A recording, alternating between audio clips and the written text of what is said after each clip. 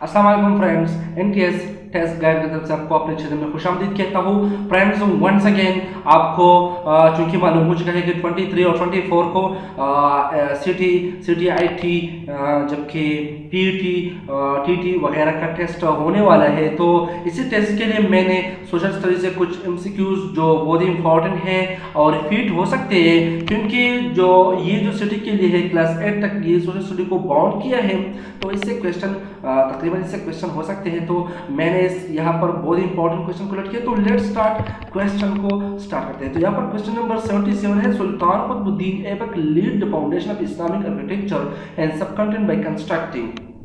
अब सुल्तान कुतुबुद्दीन कौन था और यहाँ पर ये क्वेश्चन किस टाइप का है। तो सुल्तान कुतुबुद्दीन को खानदान उलमा का जो सुल्तनत उन्होंने कायम किया था, ये एक्चुअली इसका बानी तस्वूर किया जाता है, लेकिन एक्चुअली इसका बानी को हम एक और जो सुल्तान है शमसुद्दीन अल्ततमिश जो तुर्क था, जबकि इसके वालिद का नाम है वहम खान।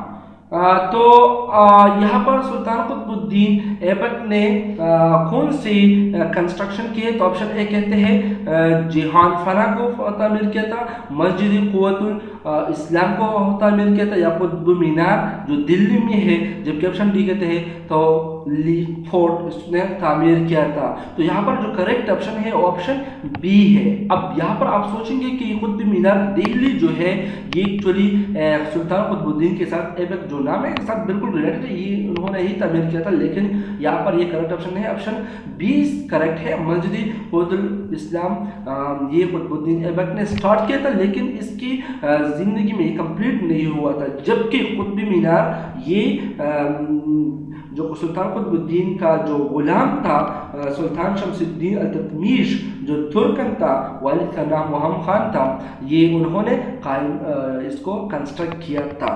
तो कुतुब मीनार ये अल्ततमिश ने इसको कंस्ट्रक्ट किया। तो करेक्ट ऑप्शन है option B. Now question number 78, average temperature of equatorial region is degree in centigrade. जो इक्वेटोरियल रीजन है, इक्वेटर है, इसमें जितनी भी रीजन है इसका एवरेज टेम्परेचर क्या होता है। ऑप्शन ए कहते हैं 28 होता है, जबकि ऑप्शन बी कहता है ये 29 है, 31, 32 है, लेकिन यहाँ पर करेक्ट ऑप्शन आई थिंक मैंने बहुत से बुक में देखा या इंटरनेट पर सर्च भी किया, तो यहाँ पर करेक्ट ऑप्शन नहीं है, क्योंकि इसका जो टेम्परेचर वो 30 है, लेकिन हम इसको यहाँ पर प्रेफर करते हैं 29 डिग्री सी ये एवरेज टेम्परेचर होता है। Question number 79. British government had introduced for the first time a system of derogation and province under the Indian Acta. British government ने फर्स्ट टाइम कौन सी जो एक्ट है इंडियन एक्ट है इसमें डेरोजी को इंट्रोड्यूस किया था। तो ये जो है ये ऑप्शन ए कहते हैं 1919, ऑप्शन बी कहते हैं 1892, 1909, 1935। तो यहाँ पर करेक्ट ऑप्शन है 1919, ये करेक्ट ऑप्शन है। 1919 यहाँ पर करेक्ट ऑप्शन है, और ये इसको हम मॉन्टेगो चमस्फोर्ड इस्लाहात भी कहते हैं, जबकि इसी में सिखों को जुदागाना तर्ज इंतखाबात का हक भी दिया गया था 1909। This is the correct option.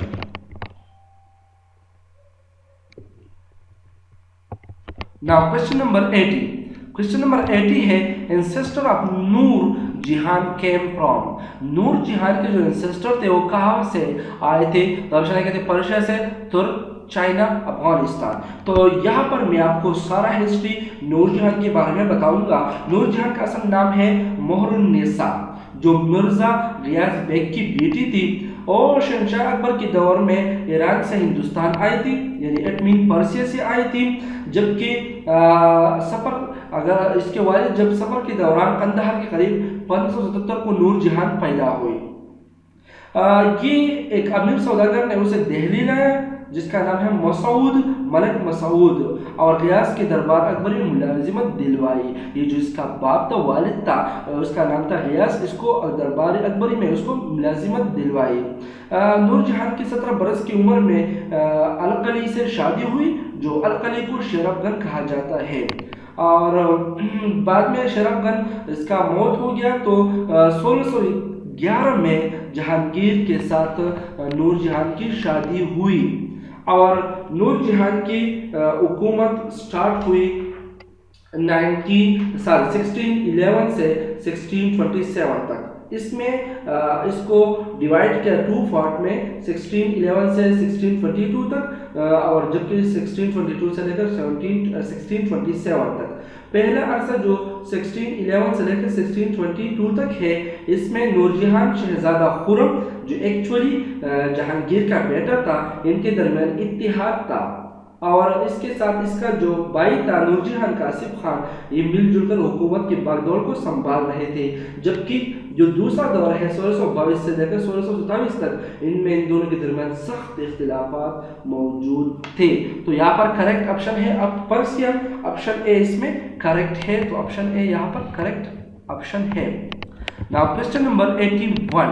Sir Syed Ahmad Khan found Mohammedan Anglo-Oriental High School on sir Syed Ahmad Khan ने कब MAO को इसको पाउंड किया था, तो ऑप्शन ए इसमें करेक्ट है। 24 मई 1875 को इसको क्या कर दिया, पाउंड कर दिया था, ऑप्शन ए इसमें करेक्ट है। Now question number 82. The sign of Indus valley civilization were first discovered in sign of Indus civilization जो है ये कब डिस्कवर हुआ था, और ये मंजूदड़ में डिस्कवर हुआ था 1922 में, ऑप्शन बी इसमें करेक्ट है। और ये जो ऑर्डर दिया था सर जॉन लॉरेंस ने, मार्शल सर जॉन लॉरेंस ने ये ऑर्डर दिया था और फिर में ये मौजूदड़ में ये डिस्कवर हुआ था, तो ऑप्शन बी यहाँ पर करेक्ट है।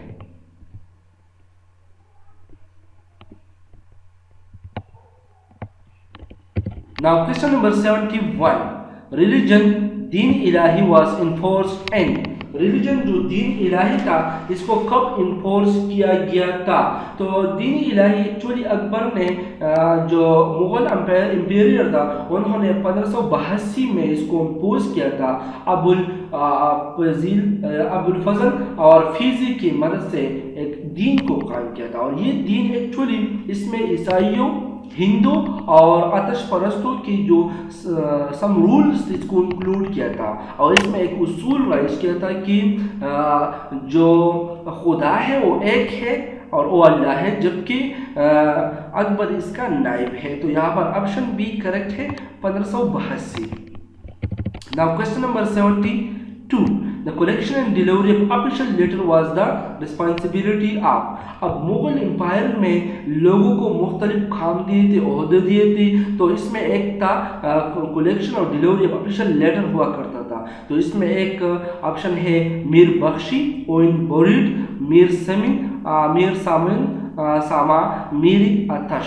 अब मीर अतश जो है एक्चुअली इसका काम था तोपों को चलाना, मीर सामान था एक्चुअली यहाँ पर करेक्ट ऑप्शन है मीर सामान। कलेक्शन डिलीवरी ऑफिशियल लेटर का कौन करता था, ये मीर सामान कर रहा था, जबकि बोरीड और बख्शी ये और काम के लिए ये इसको मुख्तस किया गया, तो ऑप्शन सी इसमें करेक्ट है।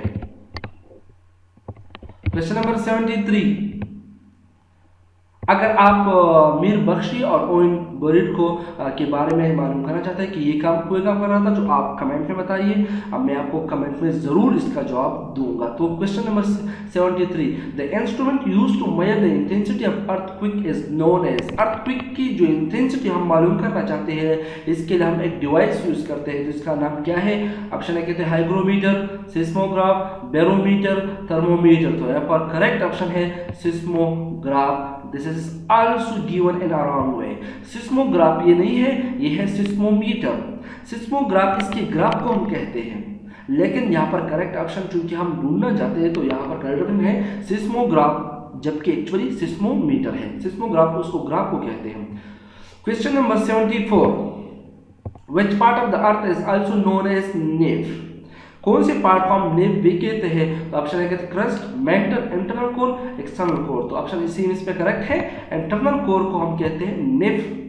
कोर को जनरली हम अर्थ को डिवाइड करते हैं 3 पार्ट पे। एक होता कोर जो बिल्कुल इसका अंदर वाला पार्ट होता है, इसमें ये एक्चुअली लिक्विड फॉर्म में होता है, बिल्कुल इस तरह होता है जिससे सॉलिड फॉर्म, लेकिन ये हाई प्रेशर की वजह से ये सॉलिड जैसे हमको दिखाई दे सॉलिड है, लेकिन हाई टेम्परेचर वजह से ये लिक्विड फॉर्म में भी होता है। जबकि दूसरा पार्ट है मेंटल और क्रस्ट। अब कोर को हम डिवाइड करते हैं 2 पार्ट में, इंटरनल कोर, एक्सटर्नल कोर। तो इंटरनल कोर को हम कहते हैं नीफ। तो यहाँ पर ऑप्शन सी करेक्ट है। Thank you for watching my video. Like और शेयर जरूर करना।